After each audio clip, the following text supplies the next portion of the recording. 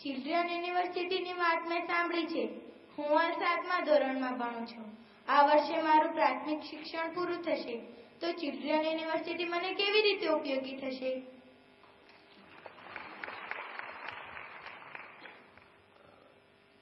Children યુનિવર્સિટીનો વિચાર ક્યાંથી આવ્યો? મૂળતઃ આપણે બધા સંયુક્ત પરિવાર વ્યવસ્થાવાળા લોકો છીએ, પરંતુ કાળક્રમે સંયુક્ત પરિવારો નાના પરિવાર થઈ ગયા. એ તો પહેલા તો એક જ ઘરમાં દાદા હોય, મામા હોય, માસી હોય, બધું આમ આખું ઘર ભર્યું ભર્યું લાગતું હોય. એક પ્રત્યેક પરિવાર એક યુનિવર્સિટી હતું. આપણે બાળકને ઉછેરમાં બધા જ લોકો રસ લેતા હોય. દાદા દાદી જુદી જુદી બધી વસ્તુ શીખવાડતા હોય ને. બાળકને પણ કોઈ ચીજ ન ગમતી હોય તો ક્યાં કેવું એને આવડતું હોય. એટલે એનો સર્વાંગીણ વિકાસ કૌટુંબિક વાતાવરણમાં આપોઆપ થતો હતો. ધીરે ધીરે ધીરે કુટુંબ નાના થઈ ગયા. નાના કુટુંબમાં પણ માતા નોકરીએ જાય, પિતા નોકરીએ જાય, બાળકનું કોઈ નહીં. એવું થાય છે ને? બાળકનું કોણ? આ બાળકના મનમાં કોઈ મૂંઝવણ હોય ને શું જોઈએ છે, એનો વિકાસ શું થાય, કોણ ચિંતા કરે? આજે એવી સ્થિતિ છે કે તમે રમકડાની દુકાનમાં લઈ જાઓ બાળકોને અને એમને કહો ભાઈ તું રમકડું પસંદ કર, તો 100માંથી 90 બાળકો એવા હોય છે કે જે રમકડાની દુકાનમાં પિસ્તોલ રમકડા તરીકે પસંદ કરે છે. એનો અર્થ કંઈક એવું છે કે જે ચિંતા કરાવે એવું છે. એને તમે સારો ખોરાક અને ચટપટો ખોરાક એ મૂકો, તે સારા ખોરાક તમે જોવા તૈયાર નથી, ચટપટી ચીજ ખાઈને પેટ ભરવા તૈયાર છે. એને કયો આહાર જોઈએ, એને રમકડા કેવા હોવા જોઈએ, એને એવો કેવો પહેરવેશ મળે કે જેના કારણે એના શરીરનો તંદુરસ્તનો વિકાસ થાય, એને એવું કયું એન્વાયરમેન્ટ મળે. આના માટે હવે સંશોધનો કરવાની જરૂરિયાત છે અને સમાજમાં એ બધી ચીજો લાવવાની આવશ્યકતા છે. એક બાળ રોગ નિષ્ણાત ડોક્ટર હોય, એ બાળ રોગ નિષ્ણાત તરીકે એક્સપર્ટ હોય, પણ જો ચાઇલ્ડ સાયકોલોજી ના જાણતો હોય તો, બાળ મનોવિજ્ઞાન ના જાણતો હોય તો, એક ન્યુટ્રિશન એક્સપર્ટ હોય પણ બાળકના મનને ન જાણતો હોય તો આ બંને ચીજો જોડવાની જરૂર છે. અને એવરી ચાઇલ્ડ મેટર્સ, આ મંત્ર જોઈએ. દાખલા તરીકે મેં અહીંયા હમણાં અમદાવાદમાં સૂચના આપી હતી કમિશનરને. મેં કહ્યું ભાઈ આપણો સમાજ કેવો છે કે કોઈ કારવાળો જતો હોય તો અને બાળકે રોડ ક્રોસ કરવો હોય તો બાળકે ઉભા રહેવાનું અને કારવાળો ધમ ધમ ધમ કરતો જાય. કેમ ભાઈ? હકીકત તો શું હોય કે કારવાળો ઉભો રહે અને બાળકને જવા દે. એવું હોવું જોઈએ નહીં. આ બાળકનું એમ્પાવરમેન્ટ, આ બધી ચીજો સમાજમાં લાવવી પડે. આમાં કોઈ એને બીજી રીતે ન કરી શકાય.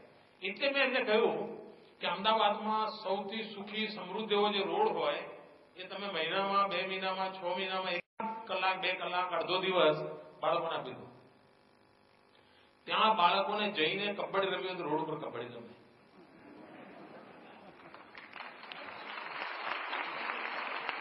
અને લો કોલેજ પાસેનું જે ગાર્ડન છે એ જે રોડ છે ભરેભરો રહે છે, અમદાવાદ મ્યુનિસિપલ કોર્પોરેશને આખો સીજી રોડ એક દિવસ બાળકોને આપી દીધો. અને છાપાઓ પણ એને નોંધ લીધી હતી. બાળકો એટલી મજા કરી એના ઉપર, બધા વાહનો બંધ કરી દે, જાઓ ભાઈ 2 કિલોમીટર ફરી જજો, જાઓ. બાળકોને એક વિશ્વાસ પેદા થયો. અને હવે મેં ગુજરાતની બધી જ મહાનગરપાલિકા, નગરપાલિકાને વિનંતી કરી છે કે આવી સારામાં સારી જગ્યા હોય જ્યાં આગળ સામાન્ય માણસ જવાની બિચારાને અગવડ પડતી હોય એવી જ જગ્યા વર્ષમાં 1 વાર, 2 વાર, 4-6 કલાક માટે બાળકોના હવાલે કરતો કરવા તો મજા એમને ત્યાં રોડ પર. એનામાં કોન્ફિડન્સ આવે. તો આવા બધા પ્રયોગો, હા, એ જો ચિલ્ડ્રન્સ યુનિવર્સિટી હોય તો એનું રિસર્ચ થાય, આજની બાળકોની મનસ્થિતિનું રિસર્ચ થાય, એમાં સારી રીતે બદલાવ કેમ કરાય એનું મોટું કામ થાય. તો એક સેન્ટર ફોર એક્સલન્સી તરીકે આ ચિલ્ડ્રન યુનિવર્સિટી બનશે. દરેક કુટુંબને ઉપયોગમાં આવવાની છે, દરેક બાળકને ઉપયોગમાં આવવાની છે. એમાંથી આવનારી બાબતો સમગ્રતયા બદલાવને સ્વીકાર કરવાની આવનારી છે. આપને આ શાળા ગુણોત્સવનો વિચાર ક્યાંથી આવ્યો? જે રીતે યુગ બદલાઈ રહ્યો છે એમાં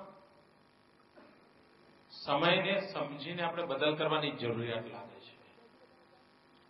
અત્યારે શિક્ષણની સ્થિતિ કેવી છે એનું વર્ણન નથી કરતો, પરંતુ જો નિરંતર એમાં સુધાર ન થાય,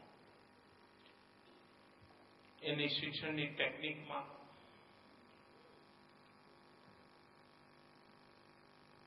કુલ મિલાકર કે વાતાવરણ બની ગયું છે માર્ક્સ મેળવવાનું.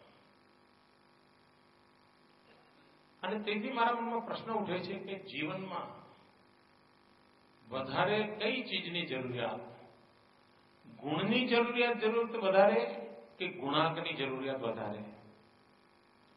જીવન સફળ શેનાથી થાય? ગુણાંકથી થાય કે ગુણથી થાય? શિક્ષણ સફળ શેનાથી થાય? તો શાળા કેટલા પર્સન્ટેજ રિઝલ્ટ લાવે છે એનાથી, કે શાળામાંથી નીકળેલા વિદ્યાર્થીઓ કેટલા ઓજસ્વી, તેજસ્વી, સામર્થ્યવાન છે એનાથી? અને આ જો કરવું હોય તો શાળામાં ગુણાત્મક સુધારો આવશ્યક છે, શિક્ષણમાં ગુણાત્મક સુધારો આવશ્યક છે. અને એને ધ્યાનમાં રાખીને એક વિચાર એવો આવ્યો કે એક આંદોલન ઉભું કરવામાં આવે, જેને પણ શિક્ષણમાં રસ છે એવા બધાને, એ શિક્ષક ન પણ હોય, એ બેંકનો મેનેજર હોય, એ વેપારી હોય, એ પત્રકાર હોય, એ નાટ્યકાર હોય, કોઈ પણ હોય, પણ જેને લાગે ને મારા સમાજ માટે કંઈક કરવું છે તો એને કંઈક આપણે સગવડ કરીને આપવી જોઈએ.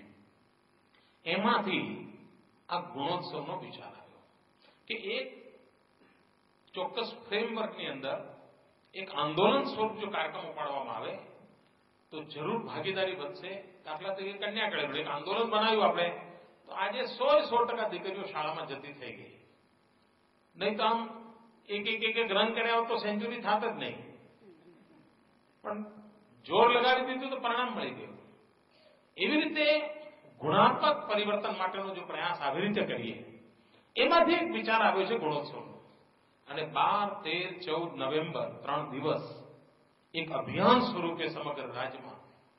અને અભિયાન જયારે કરવાનું છે એનો અર્થ એ તો કે શિક્ષક આલમ, શિક્ષણ સંસ્થાઓ સાથે જોડાયેલા લોકો અત્યારથી જ એના માટે મહેનત ચાલુ કરશે, કારણ કે એમને ખબર છે કે આ બધું આવવાનું છે. એટલે ઓટોમેટિક હવેનું સમગ્ર શિક્ષણના કેન્દ્રમાં ગુણવત્તા કેમ સુધરે એનું એક માપદંડ બની જશે.